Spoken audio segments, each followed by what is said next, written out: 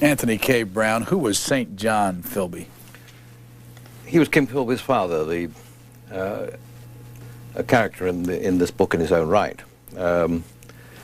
He was recruited at an earlier age into a very privileged and elite class, the Indian civil service to rule the Indian subcontinent. Went out to Punjab, became disenchanted with the Raj, and as it was known, and entered into the service of King Ibn Saud of Saudi Arabia. Let me interrupt just to show the picture that we're showing. St. John Philby is the older man. St. John Philby was much older in that photograph, but in his younger years he was very much like Kim Philby, his son. Standing right next to him. Standing right next to him, yes. Go back to what you said, all these little terms. What was the Raj? The Raj was an Indian term for the body of laws by which the Indians governed themselves. And gradually it became the appellation for the Britons who ruled India during at around about the turn of the century. Where was St. John Philby born? St. John Philby was born in Ceylon, then a part of the British Empire. Very typically English ruling class family, military background, senior military appointments. And one of the colonists who went out to build the coffee industry in Ceylon at the turn of the century. They were an upper middle class family of repute, Danish origin going back to the 16th century, and much admired in the quarters through which they moved. What years did he live? What, St. John Philby? Yes. He was born in 1885, and he died in 1960 in Beirut. And just a quick capsule of during his lifetime, what did he become? In the service of the British government overseas, he became in turn a revenue assistant in Punjab in India. He then went out to what is now Iraq during World War I to become a political officer with the invading British armies in Iraq. He was then detached from the political service in what was then Mesopotamia, which is now Iraq, detached from there to go on a special mission by camel across the Arabian deserts to a little-known Arabian prince called Ibn Saud, who was the later became king of Saudi Arabia. St. John Philby's mission there was to arrange for Ibn Saud's tribesmen, of whom there were many thousands, to rise and provide a flank guard to the advance by Lawrence of Arabia in the advance on Damascus and Jerusalem. What year is this? This was 1917, 1918, 1919, in there. As such, he became, St. John Philby became second only to Lawrence himself in his prominence as an Arabist. He returned to London at the end of the war and was then appointed again as Minister of Internal Security in the state of Iraq, a term which was then brand new and which meant in Arabic the cliff. St. John Philby was one of the people who rapidly fell off that cliff. He found himself disaffected, seriously disaffected with the British government and its various policies toward the Arab states and the Balfour Declaration and that sort of thing. But his career was saved by Winston Churchill, of all people, who appointed him as political agent to the first king of the first state of Jordan. In other words, I think he must have been King Hussein's, the present king's, great-grandfather. He remained there in that appointment until about 1926, when again some of his disaffection began to show itself. And he was found to have been in unauthorized, what they called unauthorized correspondence with Ibn Saud, who was still the ruler of what is now Saudi Arabia. Unauthorized correspondence carried with it the connotation of espionage. That is to say, that he was using the information which he gained in the course of his post, his work for the British government. He passed that information to Ibn Saud. Ibn Saud was then bent on becoming the principal ruler in all the Middle East, and he was very close to success at that time. He'd already occupied the twin holy cities of Mecca and Medina, and he was about to march on the Red Sea port of Jeddah. In all those activities, he was quite vitally assisted by St. John Philby, who was able to advise him about how far, that is Ibn Saud, how far Ibn Saud could go in occupying all Arabia without incurring the wrath of the British government, which was then the principal power in the Middle East. From that appointment, he became what was virtually principal advisor to Ibn Saud in foreign affairs, a position that he enjoyed for the next many years, up until 1953, when Ibn Saud himself, his great friend, died. They were, in fact, very great friends, close personal friends, and it's very reminiscent, that friendship is very reminiscent of this business of what happens when the wise man from the East meets the powerful and titanic man from the West. It was quite a moving friendship in many ways. Let me ask you this overall question. If I'm watching you talk about this book, and I'm an American, of what value? You're talking about a world that a lot of people don't understand. What's the impact on America of these two men? The impact was this. That in 1934, Ibn Saud's treasury was in danger of going bankrupt. And he decided for the first time to permit infidels, foreigners, Westerners, into Saudi Arabia in order to prospect for the minerals there. There were huge quantities of King Solomon's mines were there. There was a huge whole mountain ranges of quite high-grade iron ore. There was also oil. King Ibn Saud wanted to sell the oil concessions, but he was uncertain who he should sell them to. And under a certain amount of pressure, he did agree to sell them to the British government. However, St. John Philby was anxious as always to do his own government in the eye. Managed his affairs so that the oil concession went to the American company, Standard Oil of New Jersey. Standard Oil of California, as it was then. Subsequently, of course, that became the Arabian American Oil Company. And as the State Department described that company in some testimony, it was, as it remains, the richest commercial prize in the history of the planet. That modest maneuver on the part of St. John Philby in regard to the oil deposits in Arabia brought revenues worth trillions to this country. And as they say in oil circles, it made America rich, or perhaps richer. By the way, where are you from? Well, I'm a Briton. I was born in Britain. And where do you live now? And I live in Virginia and have done since 1975, I think, but getting on for, how long is that, 1975 to the present day. What have you done over the years? I've been doing books. This is my 10th book. Almost all on the same type of subject.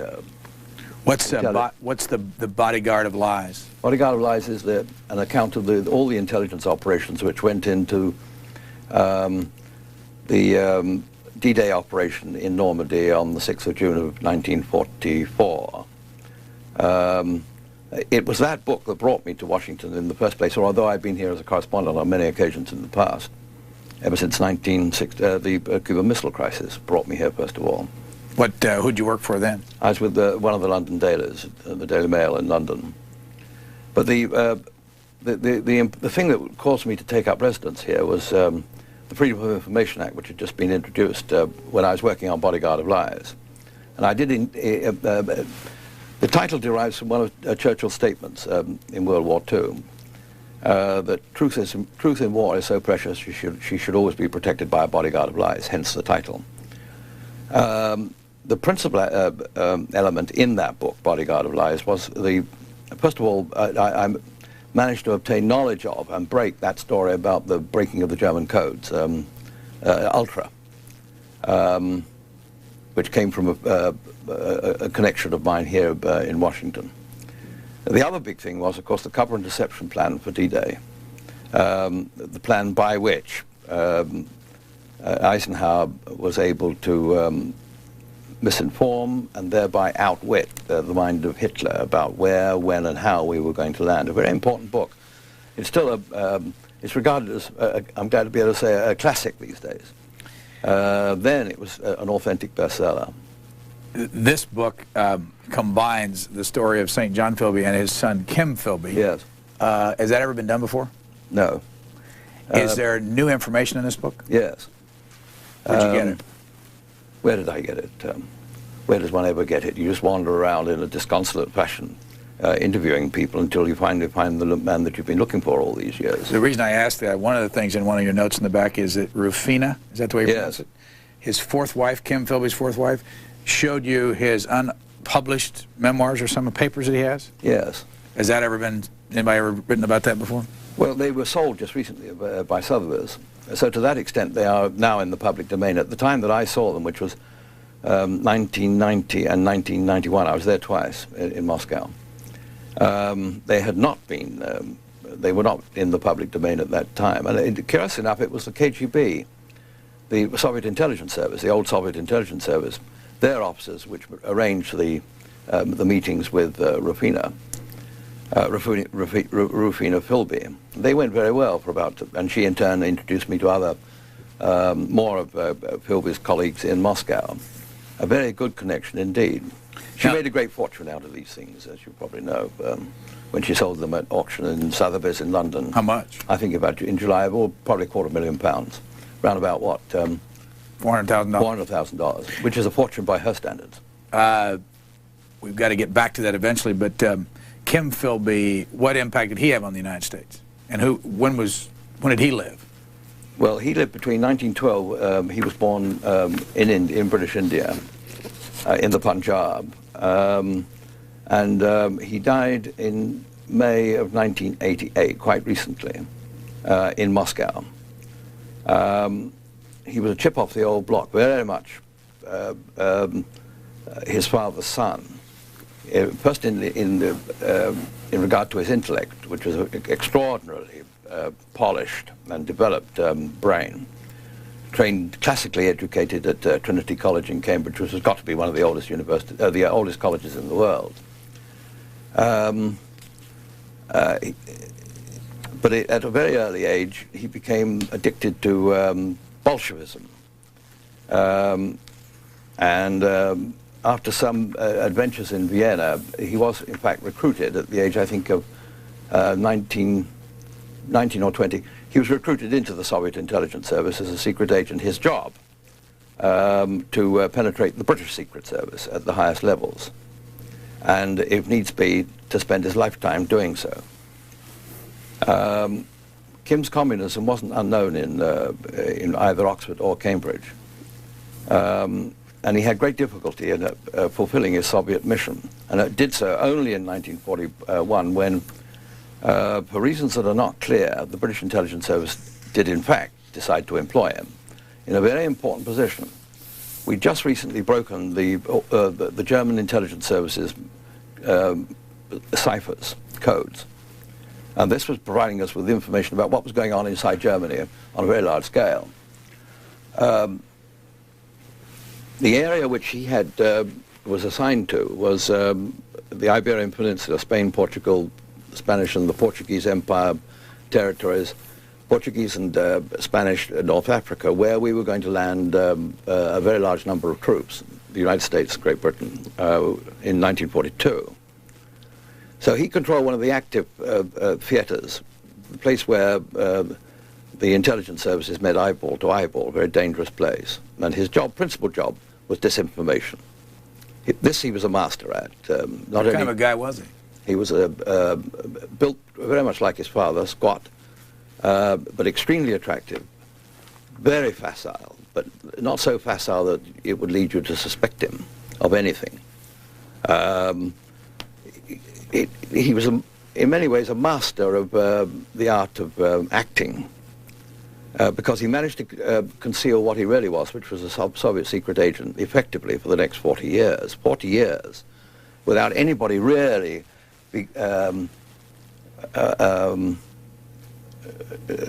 ever catching a whiff of what his real activities were, and it was that made him so dangerous.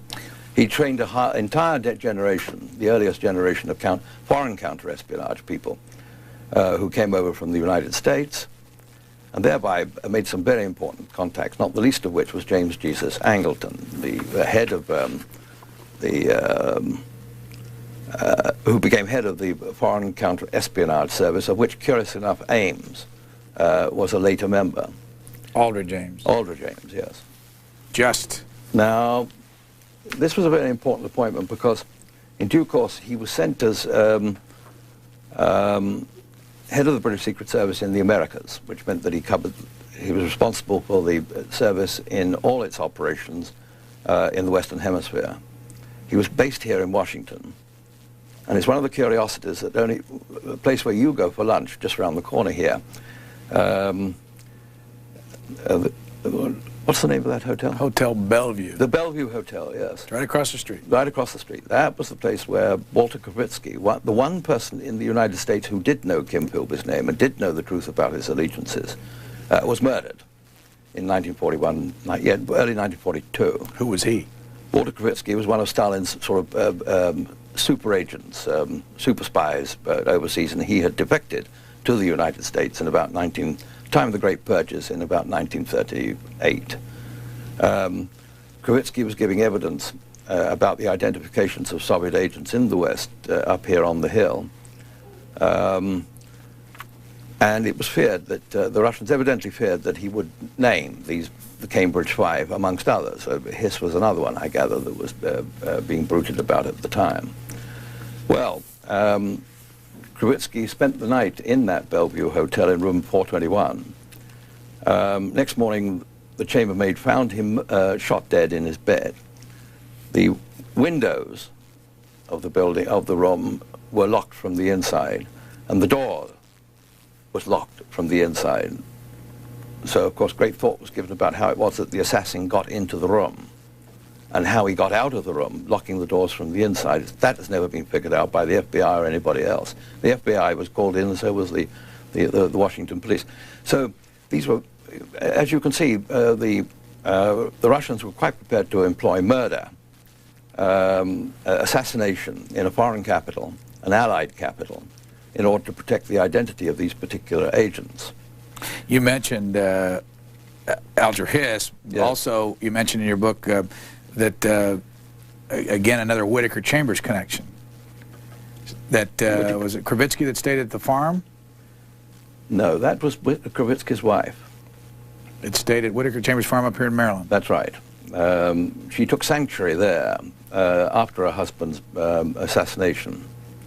And there were curious connections which were never really proven or understood down in Berryville and sort of the Virginia area. But the importance of that Bellevue murder operation was very great at the time, because we brought the British intelligence services brought Kravitsky to London to what is known as debrief him, to try and establish what it was that he knew. And he did, in fact, identify one of Philby's colleagues, McLean, Donald McLean, sort of semi-identified him and identified various others. He was then sent back to this country by the British in a submarine, curiously enough. And it was on the morrow of his arrival in this country that he was executed by these gunmen who got into the room at the Bellevue Hotel. So that's where you lunch, my friend, and not every day. Not every day, once no. in a great while. But you know, another thing you learn early in your book is that this little book that you can now buy for about $3.95 in a bookstore has something to do with where Kim Philby got his name. Yes, the Rudyard Kipling's Kim was one of the most infectious novels of its time, perhaps the most infectious. It produced the notion of complete loyalty to the crown. The young officer on the frontiers of the empire, serving India and England for the common good as it was regarded, Kim became very famous and infected an entire generation of young Englishmen with these notions. It's an extraordinarily romantic story and beautifully written, of course, because it is by Rudyard Kipling. And Kim, whose real name was Harold Adrian Russell Philby, his father nicknamed him Kim. It appears that St. John Philby was quite close to Rudyard Kipling. And certainly they all sort of grew up and worked in the same area, Lahore, in the Punjab. Kim became first Kimbo when he was born, and then Kim. And that appellation stayed with him for life.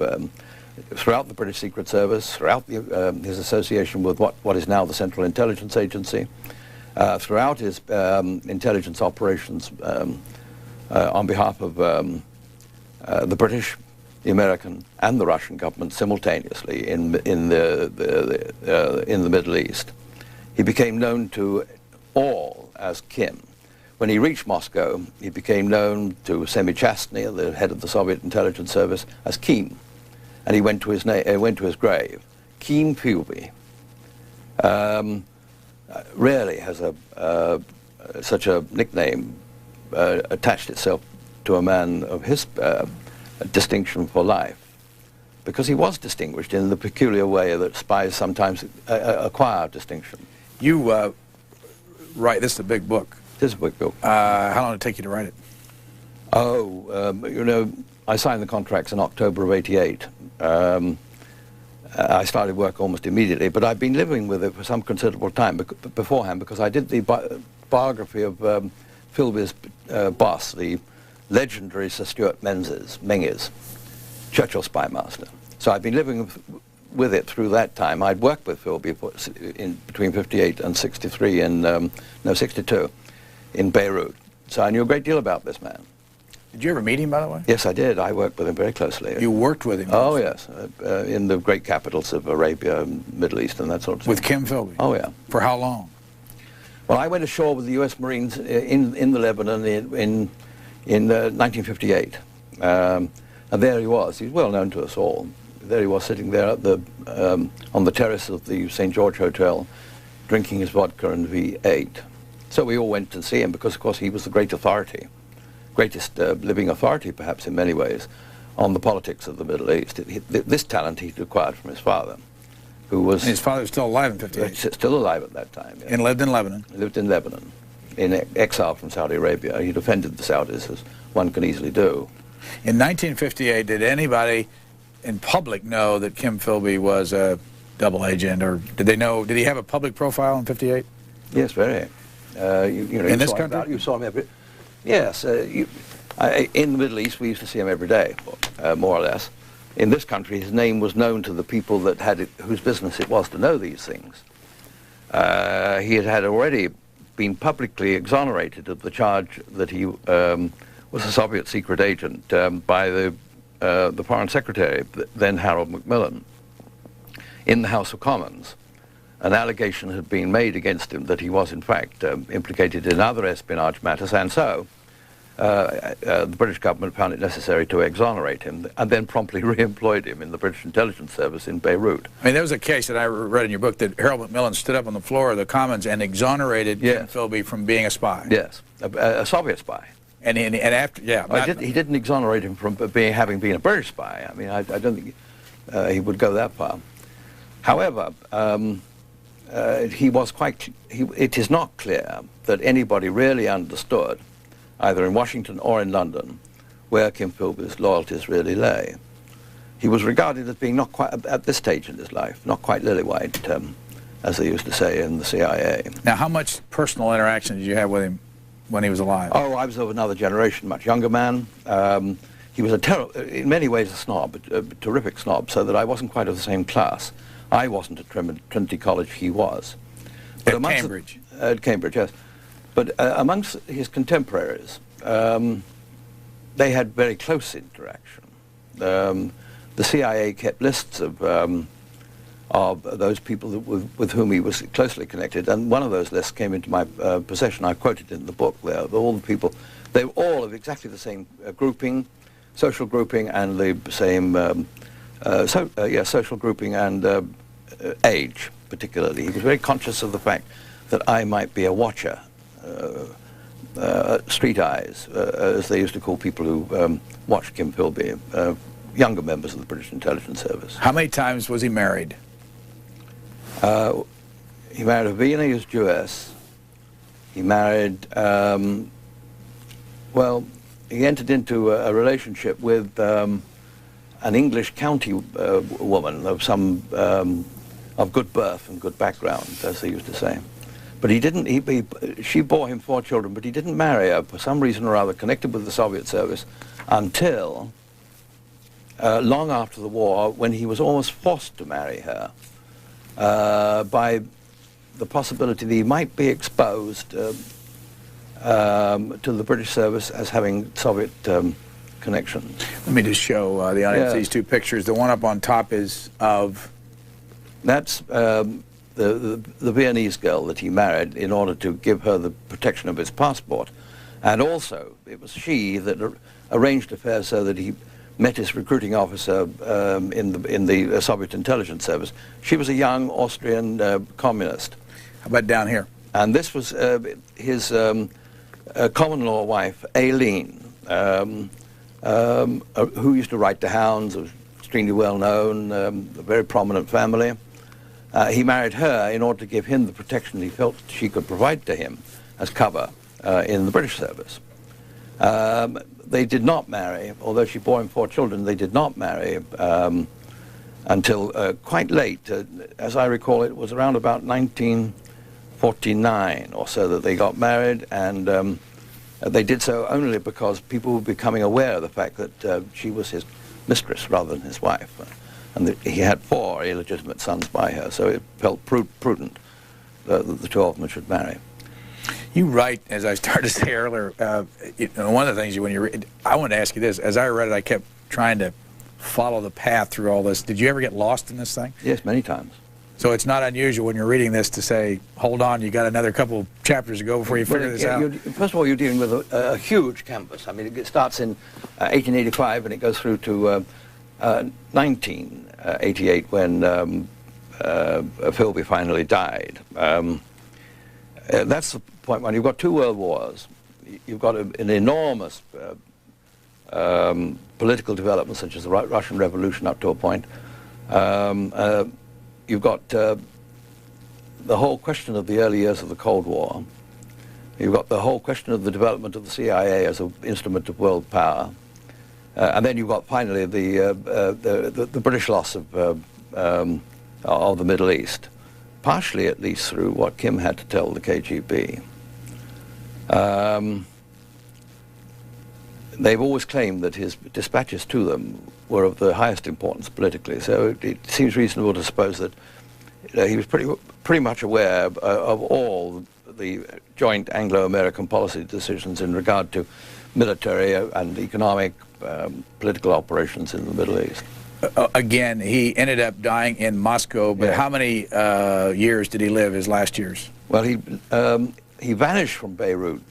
They were going to arrest him, or there were signs that he was going to be arrested. He vanished in January of 1963. And he did vanish. Nobody knew quite where he was for the coming 6 or 8 months. When he did surface in Moscow and made a statement about the reasons why he had betrayed a generation, as it was known at the time. That was in July of 1963, and in that same year, very little was heard of him again for 25 years. During that period, he was serving in the Soviet intelligence service. So for 25 years in Moscow, we didn't hear about very little. There was mutterings and sputterings and things of that description for quite a long time, but nothing which enabled anyone to get a picture of how this man was living, what his work was, or anything like that. He was, in fact, the authentic Soviet secret agent at work in the Lubyanka in Moscow. What's the Lubyanka? Lubyanka is the headquarters of the Soviet service. Now, you talk a lot about Pushkin Square. Yes. Where is that? Pushkin Square was, sort of equidistant between the Lubyanka, which is near the Kremlin, and his residence, which was at a place called Patriarch's Pond in Moscow. We subsequently found out where it was he was living and how he was living. Did you go there when you were? Yes, many times. I mean, that's where I did all my interviews with, I spent about 2 weeks there, I suppose, in his apartment there. Who's still living connected with the Philby name? Well, he's got, to my certain knowledge, he has 2 sisters, and they're still about, but I think they've changed their names. In any case, I made no attempt to see them because while it might have been desirable that I did so, first of all, I couldn't find them, but more particularly, the whole question of the Philby case, the Philby affair, the spy case of the century, as it was known at the time, shattered that family to such a degree that I felt that it would be more compassionate if I lay off them. I knew what I wanted to know, and that was the end of the affair. Then, of course, there was Kim Philby's own children. He had 5, one of whom, incidentally, was named after George Washington, the American president. Harry George Philby was so named after Harry Truman and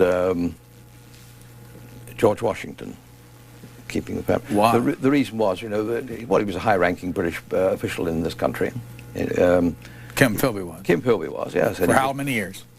Oh, not very long, about 20 months, something of that order. And he was signed to the embassy here? He was first secretary at the embassy here, and his actual job was to liaise between the British intelligence service, which was then a frightfully important thing, and the CIA, which was then forming. What years again? This was 1949, 1950, and 1951. A bit of half of 1951. And he felt that, since his newborn boy, might be appropriate to name him as a tribute to two of America's most illustrious presidents. He did that at his father's suggestion, by the way. His father wrote to him and said, "You really ought to call the boy George Washington Philby." Well, he thought that was going too far, so he called him Harry George Philby. Let me ask you about a couple of little things, because time moves so fast. Graham Greene. Here's a picture of Kim Philby and Graham Greene. Where was this taken? That was taken in Patriarch's, the house in Patriarch's Pond. Graham Greene on the left. Greene on the left, Philby on the right. On the occasion of Graham Greene's state visit to Russia. He was very popular with the Soviet government. And where was Graham Greene from? Well, he was in the British Secret Service. He was an Englishman. He was a rising young novelist at the outbreak of World War II. He became very closely attached with to Kim Philby, and Kim Philby to him. And nobody's completely sure where that affection developed, how, and how long it really lasted. Politically sympathetic? Yes. Oh, very much so, yes. Graham Greene was very hostile to some of the policies of this country at around about the time of McCarthyism and then into the Vietnam War. He was, of course, that was where the quiet American, the character that he invented in the Vietnam War arose, was his observations in regard to a certain American diplomat in Saigon during that war. There's other little things. The third man. You keep referring to whether or not Kim Philby was the third man. What does that mean? Well, Kim Philby had recruited 2 of his colleagues at Cambridge. One was Guy Burgess. The other one was Donald McLean. Both became important Soviet secret agents, and the object behind this Soviet development of these men was that they would rise from these exquisite colleges into the upper reaches of the British civil service. They would enter the Foreign Office, they would become ambassadors, knights of the realm, lords, peers, all that sort of thing, all the while being Soviet secret agents. There were 5 such men altogether, of whom Burgess was more important than is supposed. Donald Maclean was clearly a vital, because he was he became chief of the American desk at the Foreign Office in London. Maclean and Burgess had a relationship?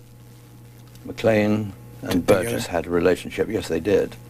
They were brought together through a curious sort of secret society in Cambridge called the Apostles, and had much to do with each other then, and with Lord Rothschild, the heir to the banking fortune, and Kim Philby, and St. John Philby, and indeed the whole of the higher levels of the Foreign Office were in some way or another connected with this group of 5.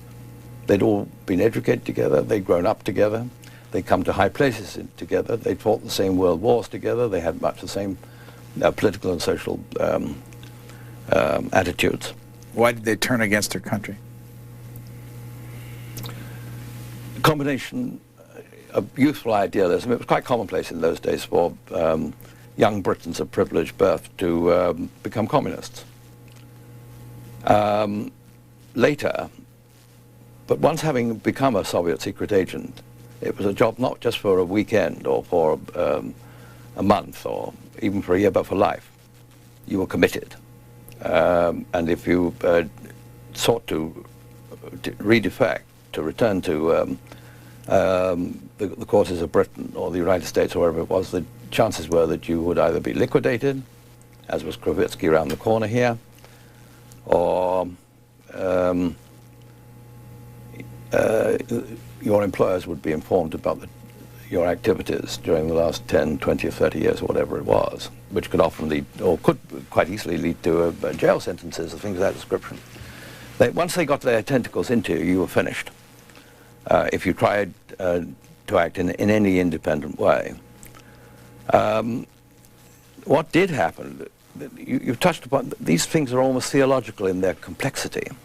And I try to keep them simple, but it's no more possible for me to keep them simple in my conversation with you than it is in writing this book. That's why it took so long. 4.5 years of trying to simplify and make sense of a matter of almost theological complexity. You must remember you were dealing with a situation which was very much like the religious wars of the 16th, 17th centuries. That collision between capitalism in the West and communism in the East. But you then, in the middle of the book, start the discussion about James Jesus Angleton that we showed earlier, and it's a face.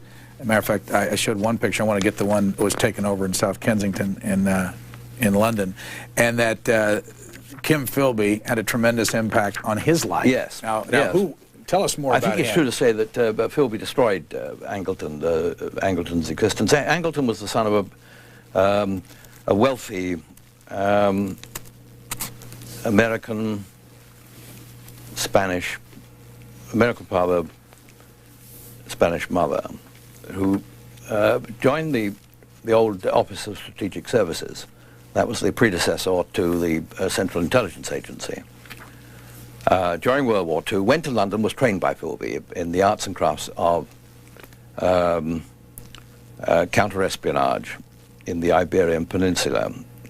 He was admitted to what was virtually a brotherhood. This whole group of men became a brotherhood simply and solely because they had acquired the ability to read the German Supreme Command's ciphers.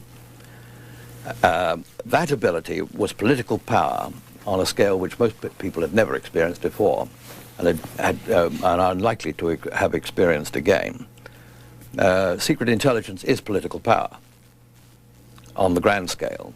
And so Angleton joined the club. They became great friends. How far that friendship went and what it entailed is anybody's guess. Did Mr. Angleton ever write about it? Never. When did he die? He died a year to the day before Philby did. Did you talk to him? I did at great length, yes. Did he tell you what the relationship was? He did tell me, but I'm afraid I forgot all about it because it was a drinking session in the Madison Hotel around the corner here. He was a huge and heavy drinker. He too was, in a way, was a classicist, a Yaley, so that he had much in common with Philby's peculiarities of Philby's turn of mind. And what we cannot establish, this is where it starts to get that theological complexity of which I complained before. What we can't establish is how much Angleton knew about Kim Philby's loyalties. Was Mr. Angleton loyal to this country? There again, we can't be sure. Is that where you are controversial in all this? Very. Angleton was investigated internally by the Central Intelligence Agency at a very high level. There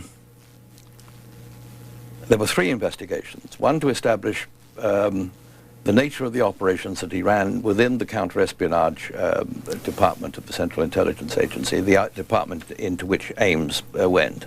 Aldrich Ames. Yes. Explain who he was for those that Well, he was the man who's just recently been found to have been a Soviet secret agent himself. The biggest in history of America? No. Yes and no. Who can really assess these things? The problem with the Ames case is that he was entirely venal. Unlike these fellows, this was all ideological. You know, it was like a religion, a faith, a belief that was implanted at youth and stayed with them for life in many cases. The problem about Angleton is this. He was investigated, very high-level investigations went on for a period of about 8 years. One, to establish whether he was himself a Soviet secret agent. 2, how he ran his department and the objectives and policies that he pursued within that department. And the 3rd one was a history of the activities of Angleton and the counter-espionage department of the CIA, all done by men who were expert in that particular arcane Byzantine activity. They were all retirees. They were all brought in from the outside so that they couldn't be contaminated by this glutinous mass of affections and relationships which grow up in that game. They sat down independently and they arrived at the conclusion, 1, that Angleton was not a Soviet secret agent. But can you imagine the effect that it must have had on Angleton's reputation when it was even suspected that he might be a Soviet secret agent? The second thing was... Wouldn't he be used to this? I mean, in that sensitive job? No. You know, Angleton was a pretty illustrious fellow, a pretty august personality. I mean, he was number 3 in the Central Intelligence Agency in many ways. He operated completely independently from the rest of the institution. Was the CIA director afraid of him? I can't tell you that. I can't answer that. You'd have to ask Mr. Helms. Helms was his boss and patron for most of his life. So that all in all, when Angleton was fired by William E. Colby, he was fired for a minor case, but behind that lay a very serious matter indeed. And it's never been finally resolved whether Angleton was completely loyal to this country. They did make one finding against him. This has never been revealed, but they did find that he'd acted in the interest of, apparently in the interest of the Soviet Union over an important espionage, his knowledge of an important espionage case in Germany. One that had many repercussions. At what time, though? 1960, 1970, and there. But as I've already explained to you, you know, these matters get terribly Byzantine. And he who does not know all the facts, you know, poor average human beings such as myself, he who does not know all the facts shouldn't sit in judgment. There are games within games within games within games, and everything embellished, of course, in a riddle. Let me ask you, though, a couple of quick things. What are your conclusions about a number of things? Is this country well served by its intelligence community? Oh, brilliantly. It took a long time to get there, but brilliantly served. I mean, in other words, as we sit here today, the CIA is a good operation, in your opinion? Yes, I think it is. I think you've got your share of klutzes. You know, the sort of person that should not be there. But most of those fellows really are high-grade, very high-grade men who devoted themselves to the secret service of their country, and as such usually are people of impeccable bearing. Did you ever serve the British intelligence group? No, You've never worked for intelligence? As a correspondent, they used to ask me to do a little spying for them, you know, go and see the number of MiG fighter planes on Habanir Airport in Iraq, or ask President Nasser this question or that question.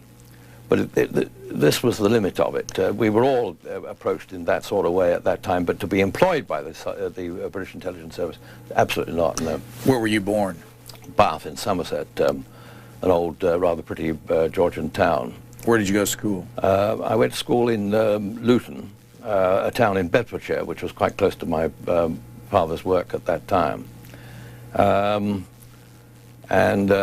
was a grammar school. It wasn't one of the illustrious universities. Are you still a British citizen? Yes. You tend to remain so? I do. How long do you expect to live in the United States? Oh, I married an American, so when? This was in Paris in 1978. Do you have a family, children? By a previous marriage. How many kids? 2. And when you are dealing with intelligence like this, do you get a lot of unsolicited phone calls when people know you're working on somebody's reputation? Well, I'm really not working on anybody's reputation. I'm working on a set of historical facts. You see, secret intelligence really is the obverse side of ordinary day-to-day politics. It's the secret side of great events. I'm not very much concerned with people's reputations unless it becomes necessary to do so, as in this case. I've had to pay a lot of attention to the conduct of office of people like Angleton. I never get any phone calls, simply solely because I've got an unlisted number, and I don't think anybody really believes that it's worthwhile giving me strange calls and that sort of thing. What's the most effective tool that you have then when you go after a book like this? And what I'm talking about are... Well, it's a basic knowledge. The basic knowledge went back, of course, to... the basic knowledge went back to the question of Bodyguard of Lies. What year did you put that book out? That was 1975. The events which I described occurred in 1944. And I built up a very wide range of people engaged in political warfare, secret intelligence, that type of activity at that time. And that was the generation which handed on the sword to the ones that, like Philby and Angleton became representative of. Did Kim Philby hurt his own country, Britain, or his own, you know? Well, of course, that's the old question of the value of espionage itself. And did he hurt the United States in any way? Yes, to the extent that it was grievous. It was very, very serious indeed. He was in a position... Well, let me row back a minute. Alan Dulles once said that to be effective, a secret service must be secret. Who was Alan Dulles? Alan Dulles was the director of Central Intelligence Agency at the time that Philby was here. Great friend of Kim Philby's. So Philby knew the identities of all the key officers in the CIA and the British intelligence services and the French and the German and everybody else who were about to fight the Cold War, which gave the Russians an immense advantage from the start. The second thing is he knew a great deal about the codes and ciphers and methods of signaling, so that the Russians had a job of intercepting those communications were greatly assisted by Philby himself. They could see, at a time when World War III seemed to be both imminent and inevitable, he was in such a position that he knew what we would do. He was reading portions of the American war plans, the Strategic Air Command war plans. The question of the early formation of the formation of NATO and the rearmament of Germany and Japan, who until recently had been... he was very closely acquainted with all the weft and warp of strategy, tactics and policies as they were at that time, and as such, it could have been deadly had war broken out, as was expected in 1953. or it was estimated that World War would break out in 1953. You write that General MacArthur's, about his assertions that Philby, as well as Burgess and McLean, that you talked about, the three in that group, had betrayed the plans and the order of battle of the U.S. 8th Army in Korea to the Communist intelligence services, and that 30,000 men had been killed, wounded, or captured through that betrayal. Yes. I think that illustrates what I've just said. The whole question of, in government, and especially in the alliances, there are one or two positions which are of the utmost importance, where the occupants of those desks read everything from every side. And Kim Philby had that position. The relationship between the British government and the United States government was extremely close at that time. Once again, the British were assisting and advising the Americans on the establishment of their own intelligence, foreign intelligence and security services. They were launching on a very large scale joint operations in all corners of the globe against the Soviet Union. There was a great deal of war planning. We had, don't forget that at that time Britain had a very large navy. It had the world's second largest air force, second only to the Strategic Air Command. And the army was a particular, the army available to Britain was a particularly good one, which could be deployed very rapidly in Europe and the Middle East and that sort of thing. So that the intimacy started by Eisenhower and FDR, the intimacy between those secret arms of government had strayed over into the Truman administration. As late as 1949, there was still a British military mission stationed within the Pentagon to arrange affairs should war break out, or to engage in joint planning.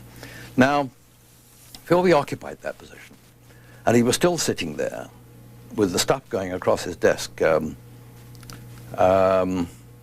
the Korean War broke out.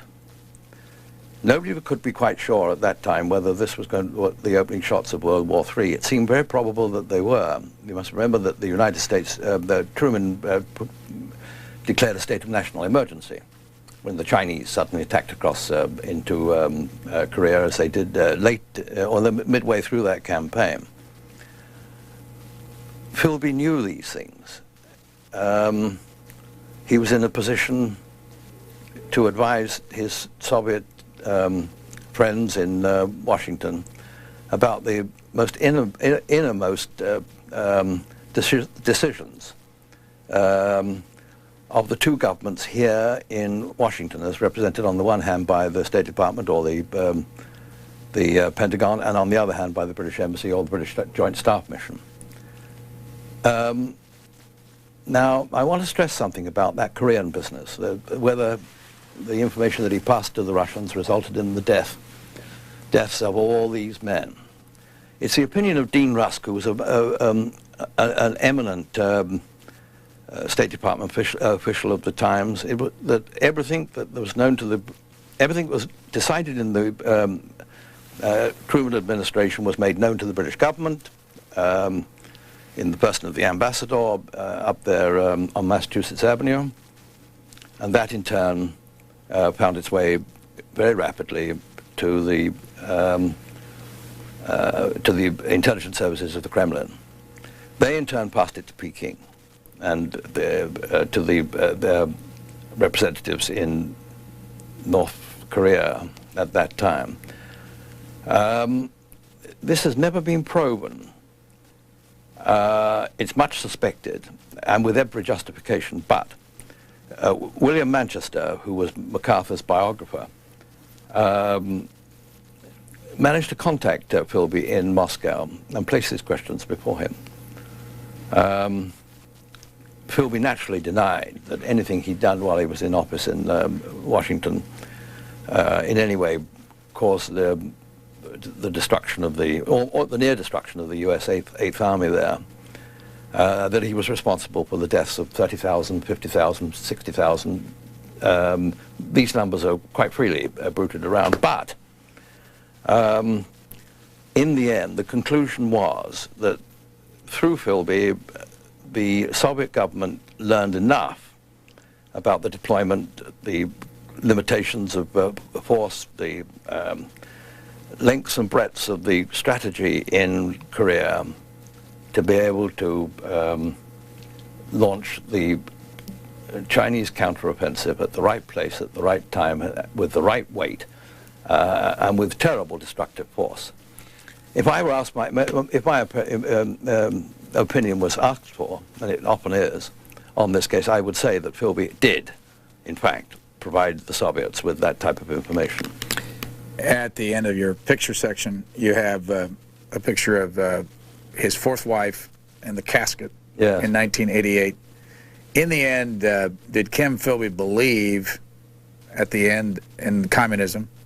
And what kind of a send-off? That's an excellent question, because the weird thing about ideological warfare is that can a man sustain it for life? Can he maintain the beliefs of his youth right throughout his middle years to his deathbed? And in the case of Philby, he did not sustain his conviction that the bright ism of the future was communism. He never turned against Marxism, but he did turn against the Soviet form of communism. And here again we meet the ultimate enigma in the Philby case, and that is, who was he working for at the end of his life? Is there a movie in this book? Yes. When? Well, the United Artists have got it. They bought it even in manuscript form. So I imagine Daniel Day-Lewis is supposed to be taking the lead part, and Hugh Whitemore is doing the script. This is the book. This is the cover, Treason in the Blood, the story of H. St. John Philby and his son Kim Philby by Anthony K. Brown, and we thank you very much. Good to be here.